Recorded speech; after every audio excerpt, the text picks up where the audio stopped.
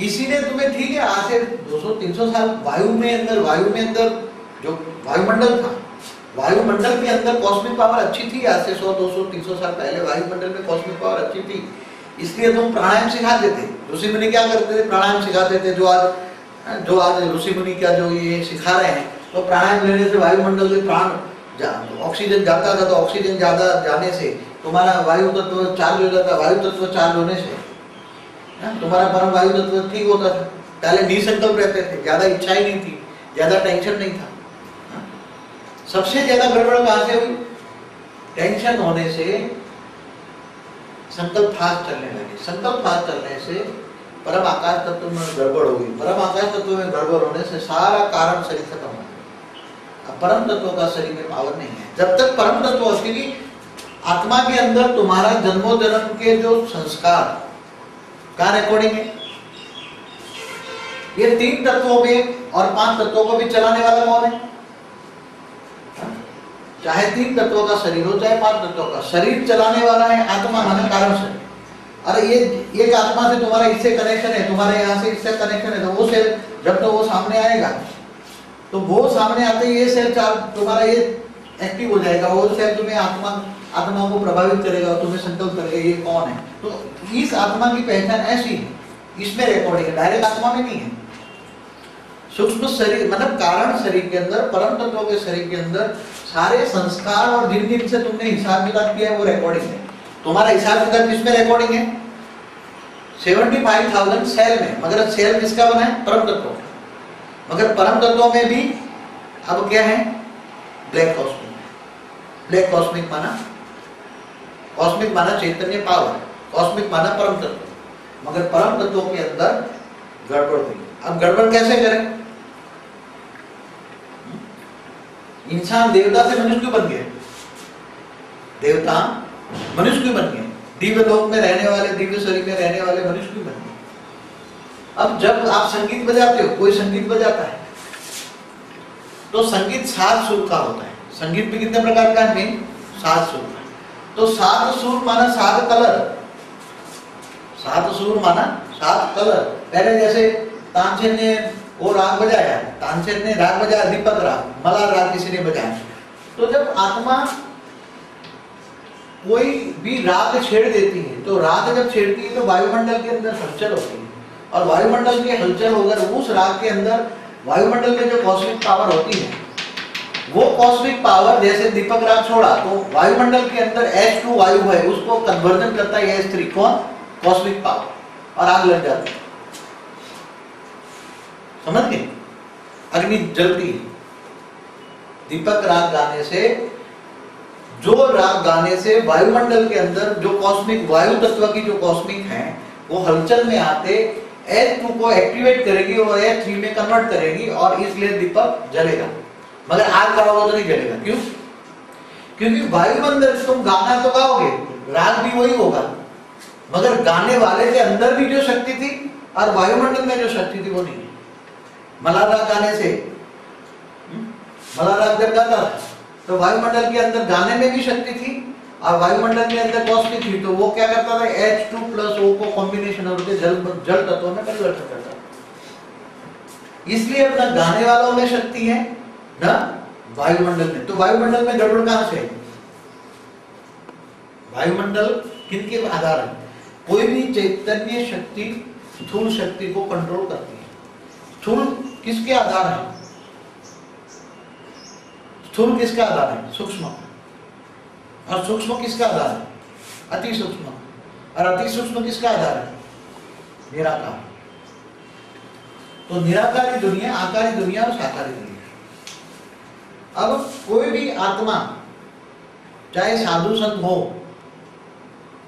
तो भी ever pure क्यों नहीं है? पहले साधु संत बचने के लिए जंगल में चले जाते, इनको माया लगती थी। क्यों? क्योंकि कृष्ण ने कहा कि देह और देह के सर्व संबंध छोड़कर आत्मस्वरूप भूत परमात्मा को याद कर, मैं तेरे सब पापों का विनाश करूं। मगर जब जब ये आत्मा मनुष्य अवतार में आने लगी, 5 तत्वों में आने लगी, तो देह और देह के संबंधियों में क्या में आने लगी? देह और देह के संबंधियों में मोह लगने लगा। और 5 तत्वों का जो मोह है, देह और देह के संबंध का जो मोह है, मोह क्या करता है? तुम्हारा पावर जिसमें होगा, अब तुम्हारा पावर जिसमें है, तुम्हारा मोह जिसमें है, तो तुम्हारे पास जो पावर होगा वो उसमें चला जाएगा, और उसके बाद जो नेगेटिविटी वो तुम्हारे अंदर आ जाएगी। इसलिए क्या कहा? देखते हुए न देखो, सुनते हुए न सुनो, वाणी से परे, आवाज से परे, फीलिंग से परे, भावनाओं में भी ना हो। कर्म करना है मगर भावातीत होकर। क्या? भावातीत, भावनाओं में नहीं आओ। किसी का कल्याण करना है मगर उसकी आत्मा को कल्याण, आत्मा का भावना रखो, मगर ऐसा नहीं कि उसकी भावना में बह जाना है। कल्याण तो सारे विश्व का कल्याण करो। गीता में भी क्या कहा? जो अपने लिए जीते हैं वो जानवर है। क्या है गीता में? क्या कहा भगवान ने? क्या कहा? जो अपने लिए जीते हैं वो जानवर है, और जो दूसरों को सुख देने के लिए जीते हैं वो देवता है, और जो सारे संसार को परिवर्तन करने का कार्य करता है वो भगवान है। कैसा परिवर्तन? सारे संसार को नेगेटिव से पॉजिटिव को परिवर्तन करने की भावना रखता है। नेगेटिव में से पॉजिटिव परिवर्तन, सारे संसार को, एक नहीं, और तीनों लोग को, जो सृष्टि का 3 लोग का मालिक होगा तो तीनों लोग को बदल सकता है। कैसे? तो पहले तीनों लोग का बदलने का ज्ञान होगा ना। पहले सब्जेक्ट कौन सा होगा? ज्ञान। ज्ञान होगा तो वो पावर आएगी, और वो पावर आएगी तो तीनों लोग बदलने की शक्ति आएगी। तो सुप्रीम फादर जब कल्प के अंत के अंदर आता है तब ये कारण शरीर का गीता में बता दिया, कारण शरीर, मगर गीता में ये नहीं बताया कारण शरीर कैसे चार्ज होता है, डिस्चार्ज होता है, ये 3 लोग कैसे बने, ऐसे गीता के अंदर नहीं बताया। गीता के अंदर बड़े रूप से ज्ञान दिया। गीता के अंदर ये बताया कि मोह छोड़ो, नष्टो मोह छोड़े, तो कॉमन चीज है, मगर 3 लोग का ज्ञान, क्रिएशन ऑफ ट्रिपल, 3 लोग, निराकारी दुनिया, आकारी दुनिया, साकारी दुनिया कैसे बनी, इसका ज्ञान गीता में नहीं है। बड़े रूप से तो शास्त्रों में है। जब तुम्हें यह ज्ञात हो जाए कि हम दुखी क्यों हैं, हम दुखी क्यों हैं। कई बार कई करोड़पति से ज्यादा सुखी भिखारी नजर आते हैं, देखते हैं ना दुनिया के अंदर। 100 करोड़ का मालिक होगा मगर इतना दुखी होगा, इतना कर्मों के हिसाब किताब से, कई जन्मों के अंत के अंदर कर्मों के हिसाब के किताब के हिसाब से उसके देह और देह के संबंधी मिलते हैं, और जब देह और देह के संबंधियों के अंदर फंस जाता है इंसान और परमात्मा को भूल जाता है। अगर अभी तो भक्ति करे तो भी तो वायुमंडल में नेगेटिव कॉस्मिक पड़ी है, तो भक्ति करोगे तो ब्लैक कॉस्मिक मिलेगी।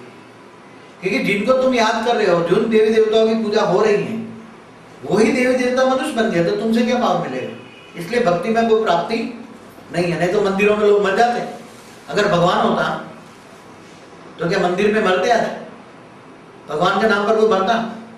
तुम्हें कोई मार रहा, चिल्ला रहा, तो भगवान ऊपर से आके तुम्हें नहीं बचाता। मगर बचाने वाला क्यों नहीं है? जो बचाने वाला था, दुनिया को कंट्रोलिंग करने वाला, ब्रह्मा द्वारा स्थापना, विष्णु द्वारा पालना और शंकर द्वारा विनाश, असुरों का विनाश, आसुरी वृत्तियों का विनाश, वो तीनों क्या बन गए? नर से नारायण से नर बन गए,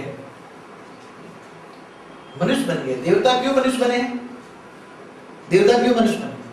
16 कला संपूर्ण निर्विकारी डबल अंश अहिंसक आत्माएं, दिव्य लोक में रहने वाली आत्माएं, कई ब्रह्मांड के मालिक, सबके अपने अपने ब्रह्मांड पे, अपने अपने ब्रह्मांड पे रहते थे देवताएं। बाद में देवताओं से असुर बने। तो ये उसी टाइम जो कारण शरीर था, वो कारण शरीर में परम तत्वों की मात्रा ज्यादा होने के कारण ये कारण शरीर एक्टिवेट बहुत था, और बहुत एक्टिवेट होने के कारण एक साथ में कई काम कर सकते थे, एक साथ में कई काम कर सकते, मगर वो काम अभी एक भी नहीं सेकंड से होता। तो कारण शरीर को जागरूक कैसे करें? अगर सुखी होना है तो कारण शरीर को जागरूक करना पड़ेगा। सुखी होने का सुखी कैसे मिलेगा? जब तक ज्ञान नहीं होगा। कौन सा ज्ञान?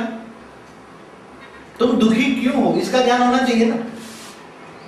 जब तक सुखी होने का ज्ञान आपको चाहिए तो तुम दुखी क्यों हो, तुम दुखी क्यों हो, दुखी होने का ज्ञान होना चाहिए ना।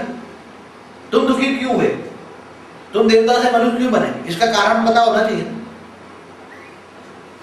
तो ही तुम्हें कारण का निवारण करने का टाइम मिलेगा। तो कारण क्या है कि कारण शरीर के अंदर डेफिसिट आई, कारण शरीर के अंदर पावर लॉस हुआ। तो कारण शरीर में सबसे जो पावरफुल है परम आकाश तत्व। परम आकाश तत्व में पावर क्यों लॉस हुआ? मन की शांति क्यों चलेगी? मन की शांति चलेगी माना परम आकाश तत्वों में पावर नहीं। अगर परम आकाश तत्वों में पावर होता तो मन की शांति होती, मन एकदम शांत होता। मगर परम अग्नि तत्व ज्यादा है, परम वायु तत्व की मात्रा ज्यादा बन गई, इसलिए संकल्प ज्यादा करने से परम वायु तत्वों में और परम अग्नि तत्वों, परम वायु तत्व अग्नि तत्वों में क्रिएट हो गई।